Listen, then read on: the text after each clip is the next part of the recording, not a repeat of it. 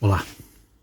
Helena Blavatsky previu que em algum momento do século XXI vai acontecer uma vitória da ética e um renascimento da verdadeira religiosidade, da verdadeira espiritualidade, da verdadeira intuição, da fraternidade universal, da cooperação e do respeito mútuo entre todos. Muito bem. Agora, me digam o seguinte: de que forma isso vai ocorrer? Uma primeira constatação, se nós formos investigar possíveis maneiras de acontecer essa vitória anunciada por Blavatsky, uma primeira constatação, embora seja dolorosa, eu creio que faz todo sentido e deve ser inevitável. A primeira constatação é que essa vitória não vai ocorrer no plano da burocracia, não vai ocorrer através das burocracias eclesiásticas ou das burocracias do movimento teosófico ou das burocracias do chamado mundo político democrático ou não democrático da civilização materialista atual. Helena Blavatsky escreveu no século XIX um artigo chamado The Fall of Ideals, a queda dos ideais, e no qual ela descreve, se refere de várias maneiras à decadência dos ideais.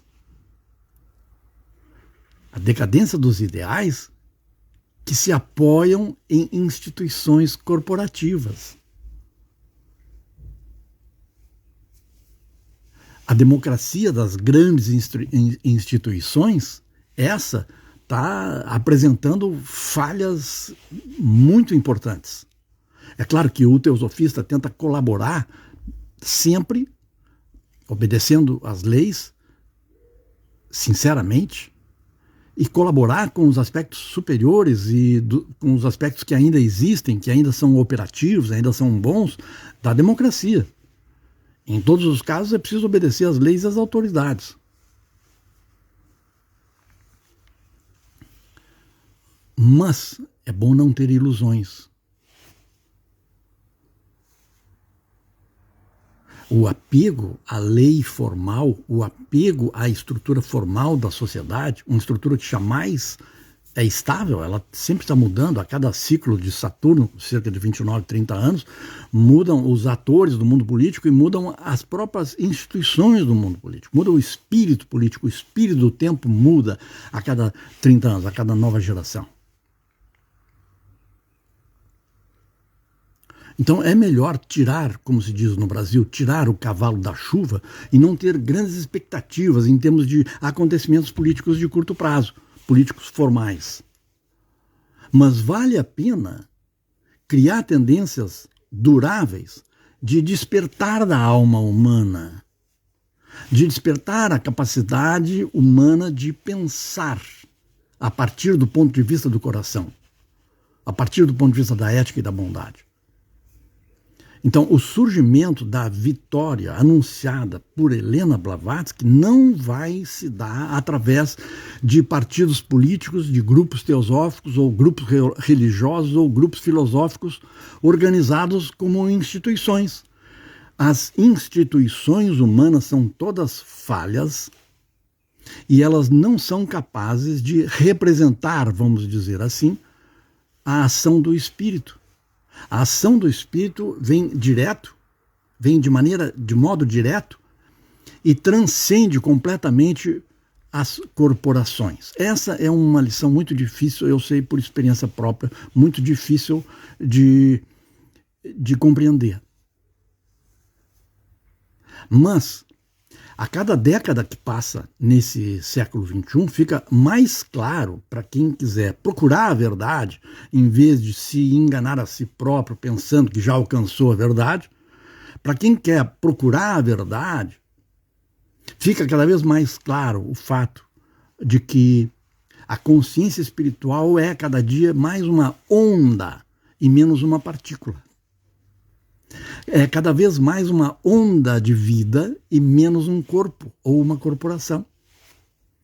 Então, as sociedades teosóficas que existem nessa primeira metade do século XXI, como corporações, estão numa maior ou menor, isso é assunto de debate, maior ou menor declínio, maior ou menor decadência, maior ou menor derrota.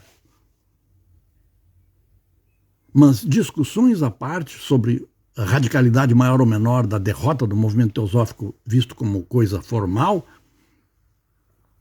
o fato é que o movimento teosófico, tal como previu inclusive William Judge, não é uma burocracia na sua essência, ele é uma onda de vida, ele é uma onda de percepções ligadas à alma espiritual.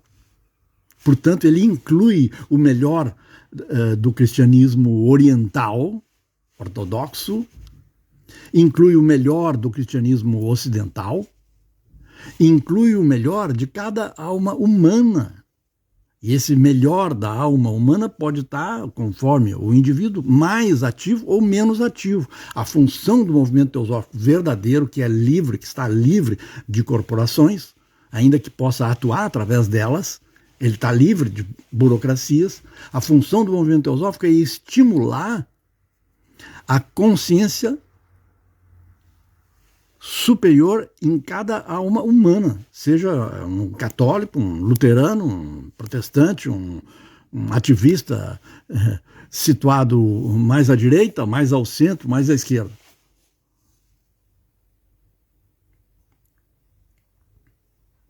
Então, a vitória da ética no século XXI não vai ser uma vitória politicamente organizada, não vai ser uma vitória religiosa com um nome religioso necessariamente. Para muitos, não vai ser uma vitória de Deus.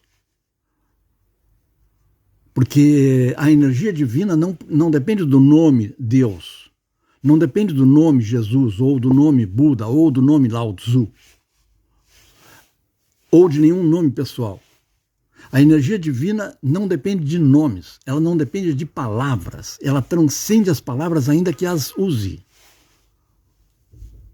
E essa é a chave para o despertar, inclusive, do movimento teosófico no século XXI. O movimento teosófico no século XXI, ele desperta à medida em que ele se vê como uma onda de vida amplamente anônima, inclusive. Nós estamos acordando e não estamos acordando dentro de uma instituição chamada assim, assim e assado.